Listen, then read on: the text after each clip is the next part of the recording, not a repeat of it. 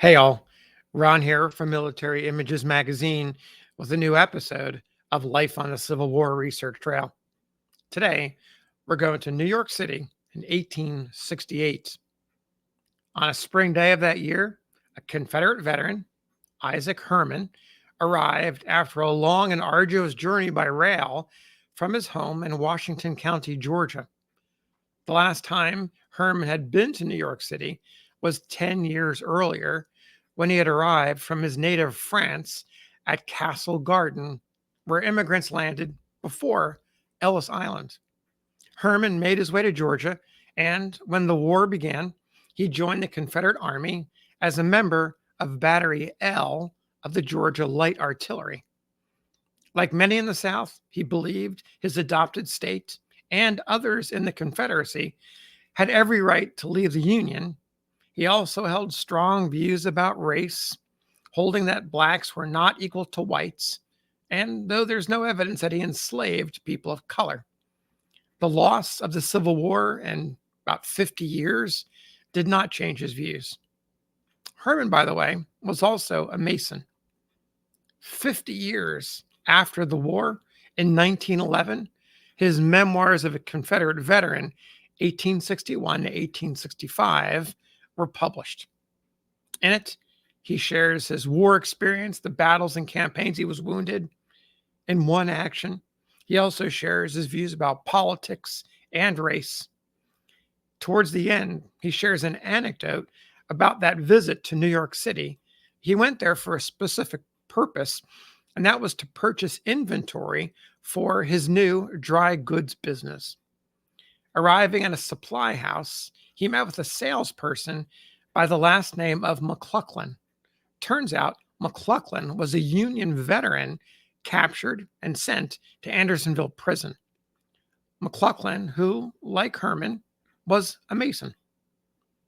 I want to read to you now Herman's recollection of that encounter with McLaughlin. So here we go. Quote, arriving in New York City, I took in the town.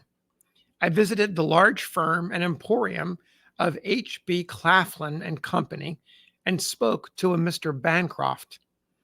I gave him my statement of commercial standing, such as it was, and asked for his advice, as it was my first attempt as a dry goods merchant.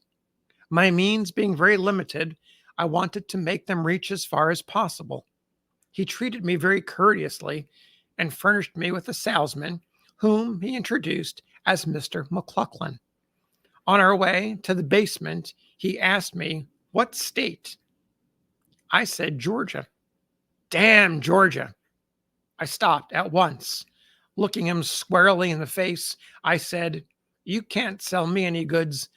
I am going for someone not prejudiced against my state, and started back. When McLaughlin exclaimed, hold on, you misconstrue me. I have been a prisoner at Andersonville, and I hate the name of Georgia. I do not mean to say that there are no good people in Georgia, like everywhere else. Noting a keystone that I wore on my watch chain, McLaughlin said, I see you're a Mason.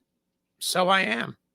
I displaying a square and compass pinned on the lapel of his coat, the symbol of the Masons.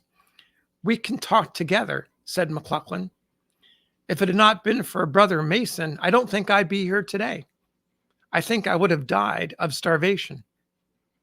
McLaughlin told me of his transit from Andersonville to the coast. When the train stopped at a country station, the name of which he did not know, but he knew it was on the Central Railroad, he gave the Mason words of distress. It was a dark night.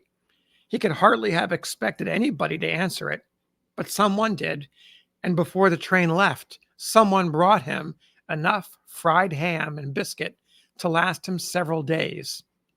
So, I said, it was wrapped in a homemade napkin with blue borders. McLaughlin looked at me with astonishment, saying, so it was. What do you know about it? I said, I am the fellow, and told him what I did, and that a Mrs. Hardwick commended me for it, and would not take any pay, and that the station was Davisboro. The man, McLaughlin, was beside himself. He hugged me. Tears ran down his cheeks. He acted like a crazy fellow. He said, "You can't buy any goods today. You are my guest." He ran to Mr. Bancroft to get excused, saying that I was an old friend and that he wanted to get off that day. He hired an open carriage, and we drove over the whole city, showing me everything worth seeing. He carried me around to a fine restaurant and ordered an elaborate dinner, spent his money with the most lavish hand, regardless of my protestations, for he would not let me spend a copper. The following day, I made my purchases. It is useless to say that he dealt squarely with me, and with his advice and experience, I made what small capital I had purchased me a very decent stock of merchandise. End quote. So there you have it. The story of Isaac Hermann and Mr. McLaughlin, the Union veteran in Andersonville prison inmate. Now, I searched various databases for an individual named McLaughlin, which is an unusual name, and also someone with that name who was an Andersonville prisoner. And I was unable to find anyone even closely resembling it.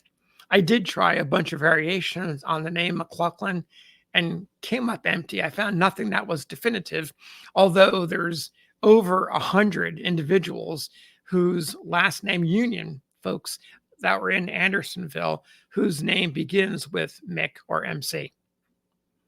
So, although I couldn't find out who McLaughlin was or confirm his identity, I have to take Herman's story at face value and suspect that he may have misremembered the last name of the Union veteran, writing close to 5 decades after the actual event happened.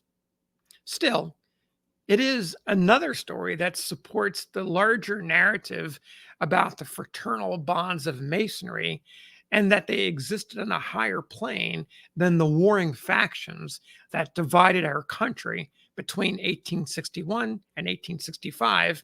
I'll add that I have certainly read my share of stories about Masons where those bonds of fraternity weren't as high as the war, but I've read more that celebrate that brotherhood and that they were higher than the bonds of North and South than anything else. So thanks for listening. We'll see you on the next episode of Life on the Civil War Research Trail.